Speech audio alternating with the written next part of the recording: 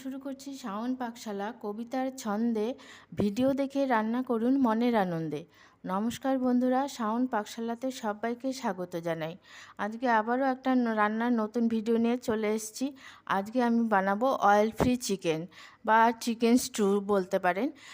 তার জন্য আমি অল্প করে চিকেন নিয়েছি, ভালো করে ধুয়ে নিয়েছি বাটার, আলু ছুলে নিয়েছি, টমেটো নিয়েছি, চেরা কাঁচা লঙ্কা, 2টো রসুন নিয়েছি, 3টে গোটা পেঁয়াজ নিয়েছি, আর 1 ইঞ্চি আদা ছোট ছোট টুকরো করে কেটে নিয়েছি। এখন আমি রান্নাটা করে নেব। আমি তেল ছাড়া চিকেনটা বা চিকেন স্টুটা আমি প্রেসার কুকারে করে নিচ্ছি। আপনারা চাইলে কড়াইতেও করতে পারেন। আমি প্রথমে বাটারটা দিয়ে দিচ্ছি। বাটারটা দেওয়ার পরে ওর মধ্যেই আমি চিকেনের পিসগুলো দিয়ে দিচ্ছি।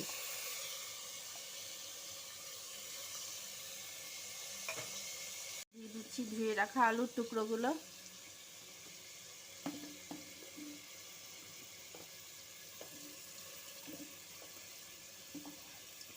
দিয়ে দিচ্ছি কাটা পেঁয়াজ, দিয়ে দিচ্ছি টমেটো। আপনারা ছোট টমেটো পেলেন গোটাই দেবেন, আমি বড় টমেটোর জন্য টুকরো করে কেটে নিয়েছি। দিয়ে দিচ্ছি 2টো রসুন, দিয়ে দিচ্ছি আদা, দিয়ে দিচ্ছি চেরা কাঁচা লঙ্কা, দিয়ে দিচ্ছি এখন পরিমাণ মতো লবণ,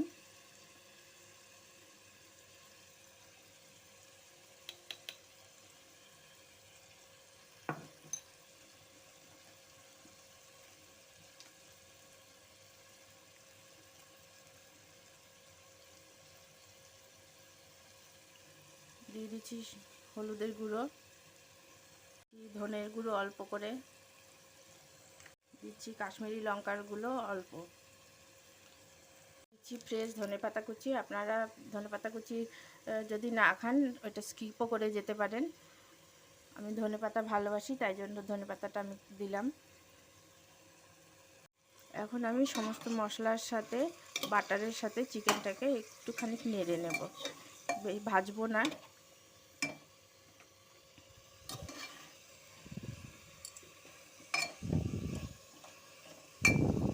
দিয়ে দিচ্ছি পরিমাণ মতো জল,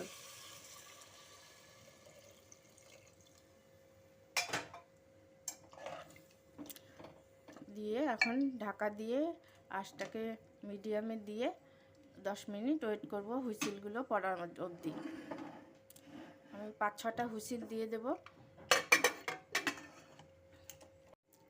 গ্যাসের আঁচটাকে মিডিয়ামে রেখে প্রেসার কুকারে সিটিটা মারার জন্য ওয়েট করছিলাম। 5-6টা সিটি মেরে মারা হয়ে গেছে। এখন আমি প্রেসার কুকারটা খুলে নেব।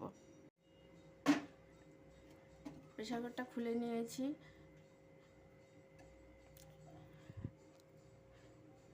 আলু চিকেন সমস্ত ভালো মতো সেদ্ধ হয়ে গেছে। এখন আমি এটাকে বাটির মধ্যে নামিয়ে নেব। এটা খেতেও খুব অসাধারণ লাগে খেতে। আর যারা ফিগার কনসাস বা শরীরের জন্য চিন্তা করেন, তারা এইভাবে করে চিকেনটাকে করে খেতে পারেন। এটা স্বাস্থ্যের জন্য খুব ভালো, আর খেতেও টেস্ট লাগে। এটা এইভাবে করে খাবেন বাড়িতে, বা খেয়ে ভালো লাগলে আমার চ্যানেলটাকে সাবস্ক্রাইব করবেন, লাইক করবেন, শেয়ার করবেন এবং কমেন্ট করে আমার পাশে থাকবেন। আর একটা রিকোয়েস্ট করব, আপনারা কে কোথা থেকে দেখছেন সেটা আমাকে কমেন্ট করে অবশ্যই জানাবেন, তাহলে আমিও অনুপ্রাণিত হয়ে আরও ভালো ভালো ভিডিও আনতে পারবো।